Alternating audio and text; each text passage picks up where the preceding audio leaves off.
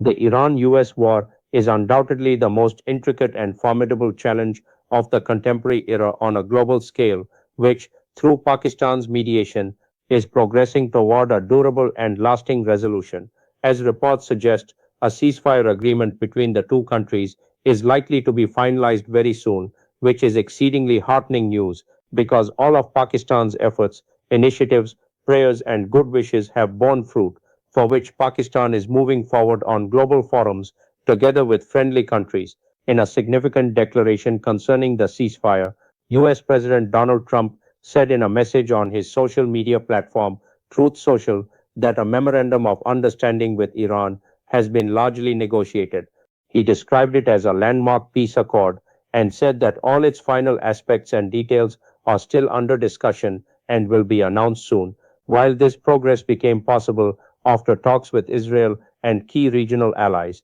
Meanwhile, Prime Minister Shehbaz Sharif, while supporting President Trump, also announced that the next round of negotiations between the United States and Iran will take place imminently, while according to Deputy Prime Minister Ishaq, substantial and encouraging progress has been made between Iran and the United States, offering hope for a positive and lasting outcome. Today's encouraging development regarding the Iran conflict is that a four-point memorandum of understanding is about to be signed, and according to Iranian news agency, the proposed memorandum also includes the complete lifting of the naval blockade in the Strait of Hormuz within 30 days, and in the first phase, the release of at least a portion of Iran's frozen funds. US Secretary of State Marco Rubio also said during his visit to India that notable headway had been made regarding the situation in the Strait of Hormuz. However, he also repeated allegations that Iran sponsors terrorism worldwide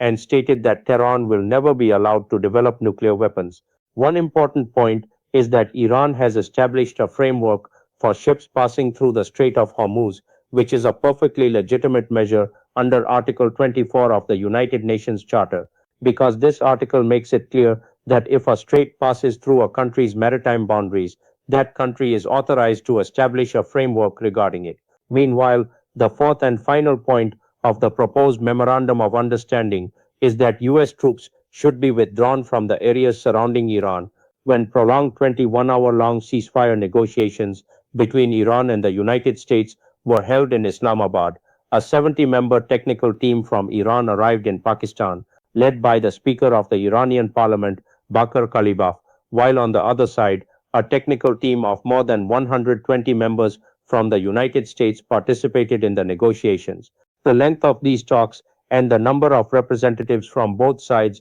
are themselves evidence of how deeply complex and multifaceted this issue is. Undoubtedly, the negotiation process between Iran and the United States may still be protracted, for which an initial period of 30 days will be set, while Iranian Foreign Ministry spokesperson has already expressed hope that after the completion of the initial framework, the details of the final agreement could be settled within 30 to 60 days. Here, it is once again necessary to state the fact that even in 30 days, mediation between the two countries is not an easy task because uranium enrichment has been made the paramount stumbling block in the way of an Iran ceasefire, as Iran considers it essential for its national security, while the Gulf countries also wish that Iran should not become a nuclear power. Iranian President Masoud Pezeshkian also made it clear that no agreement with the United States will be finalized without the permission of Supreme Leader, which reflects the profound internal complexities involved in this process. On the other hand, Iran has spent billions of dollars on uranium enrichment, which it does not want to hand over to other countries. That is why technical teams from both sides will once again be part of the ceasefire negotiations so that a framework can be developed. Meanwhile, the Iranian news agency says that under the ceasefire agreement, control of the Strait of Hormuz will remain with Iran, on which President Trump's statements do not align with reality. However, some observers also believe that it would be premature to declare the Iran US Memorandum of Understanding a decisive triumph, as an atmosphere of distrust toward the United States still exists in Tehran. At the regional level, reports that Israeli Prime Minister Benjamin Netanyahu has called a meeting of his security cabinet indicate that Israel is intently monitoring the entire process. On the other hand, Hezbollah leader Naim Qassem has received a message from Iranian Foreign Minister Abbas Araghchi, in which the proposal presented through Pakistani mediators emphasized including Lebanon in the broader ceasefire. According to Lebanon's Ministry of Health, 3,123 people have been killed in Israeli attacks since March 2nd, while in Gaza, three members of a Palestinian family, including a 1-year-old child, were martyred in an overnight airstrike. It is essential that the United States and Iran avoid prolonging the war and find a path toward a permanent ceasefire so that the economic hardships of the global economy caused by disruptions in the Strait of Hormuz may be eased and a new chapter of human development and progress may begin.